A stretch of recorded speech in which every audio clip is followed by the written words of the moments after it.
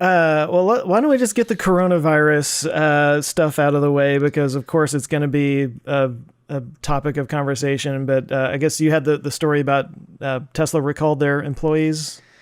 Yeah, let's jump into that. Germany. Now, if somebody wants, they could edit what Joe just said to say, "Let's all go get the coronavirus," and just end it right there. Let's do it. Yeah. Let's just go through this population and. Well, that was the guy. There was again on Joe Rogan, a guy who's like a specialist in this. Yeah, I saw and that's that kind of one. what he was saying. He was like, I mean, I can't imagine someone painting a more grim picture than what he did. But he said, like, basically it's going so fast that by the time any kind of response is really ready, like a vaccine or something, the entire population will have had it. So it'll just be future generations that will need it, basically. Yeah, I've heard that. Well, we've all heard a million different things, but it was something like 50% of the population for sure is going to get it at one point or another. Right. It doesn't mean it doesn't mean it's going to be bad for everybody. And, there's only a small population or a small demographic that's going to really suffer from it. But yeah, still. And the silver lining there is that thankfully it's not kids. They said the youngest confirmed fatality was 19-year-olds. Yeah. And there are a lot of cases of kids younger getting it, but they haven't had any any serious issues. He did also talk about the Spanish flu of 1918. Like, everybody's talking about that one because it was the last thing that really, really wiped out a whole bunch of people.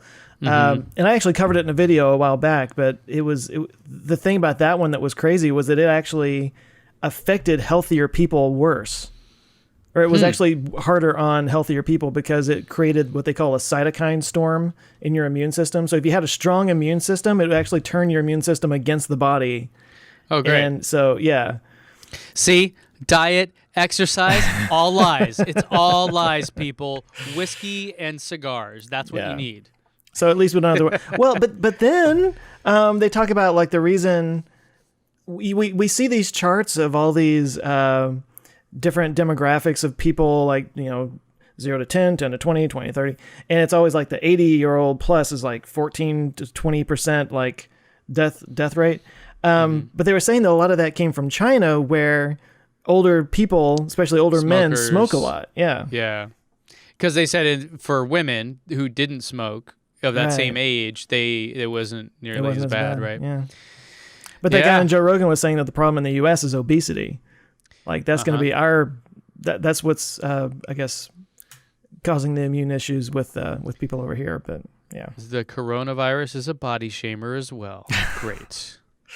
It's not body positivity. It is positively going through your body. I saw that Tatiana McGrath posted that account.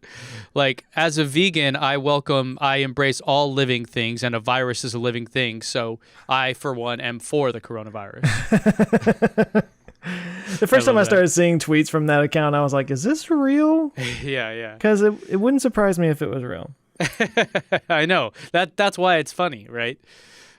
Anyways, okay, so Tesla withdraws U.S. employees working on Gigafactory Berlin over coronavirus concerns. And so there were some statements here that now the California-based electric car maker has ordered its German team back to the United States. Around 30 Americans who are currently working in Berlin are on their way back, according to information from Automobile Walkie. Is that near Milwaukee? I think so. Yeah, there was an old comedian that said that. He's like, we got this deficit, we got this thing.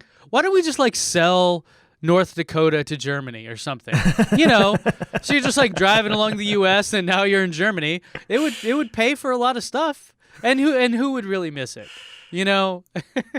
The 5 people in North Dakota take offense to that. Right. Anyways, yeah. So Automobile Walkie, near Milwaukee, is a large part. That is a large part of all employees. The background is that the spread of the coronavirus in Germany is leading to this. So Tesla folks coming home. Senor Trump is doing a travel ban on Europe. Yeah, I think that started yesterday. Yeah, like as of when we're recording this. Yeah, sure. Right. This stuff is just happening so fast. Yeah. Now, I understand that the Gigafactory in Berlin they have cleared the trees, and this was a big point of contention for local environmentalists and stuff like that. And then, I've talked to people that work in the German auto industry in Germany, and they all kind of had a raised eyebrow as to why Tesla wanted to build up in Berlin, because a lot of the manufacturing stuff is on the other side of the country. So I think there's a interesting, or kind of, I don't know, there's probably more reason to this than just like it's close to a big city or something. So apparently, things are going to be slowing down there, as they are with basically every company and industry and everyone. YouTube is the only thing that's still cruising. Now, if you post a video not about coronavirus, let me just tell you, it's not going to do well. So for the other YouTubers listening, just hold off and let's get through this. The good thing about being a YouTuber is that you just kind of sit around your home and, well, I guess depending on what kind of YouTuber you are, if you're a travel YouTuber, then obviously that would be a problem. Now you're doing videos like, I got the whole plane to myself. Yeah, but it's kind of nuts. I mean, Seattle, I know, banned conferences or gatherings of 250 people or more, which, does that go against the Constitution? Because isn't there a thing of like a right, to assemble? Yeah. I mean, come on. I mean, I'm not saying it's wrong. But It's like, look, saying, if you want to assemble and get sick, fine. But there is like that herd immunity thing, when you don't have a vaccine yet, you kind of have to collectively do the things to keep it from spreading. There's a graph that's been making the rounds. I'm sure anybody listening to this has seen it, but it's showing that a lot of people focus on the death rate. The death rate actually isn't the big problem. The problem is if it overwhelms the healthcare system. Like, there's only so many hospital beds out there, and that's what's going on in Italy. Is they're basically now just deciding, we're just, we can only treat so many people, so this guy didn't have a chance. Sorry, just go back to your house and die. I mean, that's probably not the way they're saying it, but like they're having to sort of triage. I wonder if you could do more of a mobile service, and that would be more, because if essentially real estate is the bottleneck. I guess I assume providers like nurses and stuff are as well, but because I mean, again, God, who knows what is real, what's not in times like these, but my understanding is there's not much you can do to treat this. So it's basically just here's some Tylenol, here's some ibuprofen, whatever, like make you comfortable, help with the symptoms, but you're not gonna. It just has to run its course. What if, you had people delivering those kind of things? I don't know. Would that be helpful? To then, hey, stay at home, but we'll give you this basically same treatment and same meds that you would get in there. Yeah. I mean, if you have a mild case, sure. But when it gets to the severe hospitalization, that's where you have to be put on a breathing tube kind of thing, because your lungs just aren't handling it anymore. So obviously that's not something you can just, it's not a one-time treatment kind of thing. Yeah, it's so insane, too. I have a friend that he got into a motorcycle accident just a few weeks ago, and he was on a whole system collapse lung breathing thing, and I went into the hospital to visit him, and I kind of, just saw how all that stuff works, and yeah, it's a lot of equipment and things that go into all those machines and all those devices, so yeah. Stay safe out there, people. What was the takeaway? Like, what could you do? Well, so, okay, I am working on a coronavirus video. I'll go ahead and spoil that. I've had just a million people ask for a video on it, and I kept putting it off because it changes every day. It's like, by the time I get this video out, it'll be completely outdated, So, right. You live news. Right. Yeah. So that's why I hesitated to do it for so long. But anyway, I'm working on it now. I'm still like in the middle of the research and whatnot. I'm actually interviewing a guy tomorrow who wrote a book on pandemics, so that I have some kind of expert that I've talked to about it. But like here in Dallas, they do St. Patrick's Day parade every year, which is going to be this Saturday. They canceled that. First time they canceled it in 41 years. Oh, wow. Yeah. Drunken debauchery usually takes precedence over anything. But if you drink enough alcohol, it'll just sanitize everything. Right. Okay. My family, from Texas, we had the wild turkey method of getting over sickness, where you just drink enough wild turkey, which is a extremely high alcohol whiskey for people that don't know. For the non-alcoholics out there. Well, maybe Wild Turkey hasn't made it to every part of the world that we're streaming to.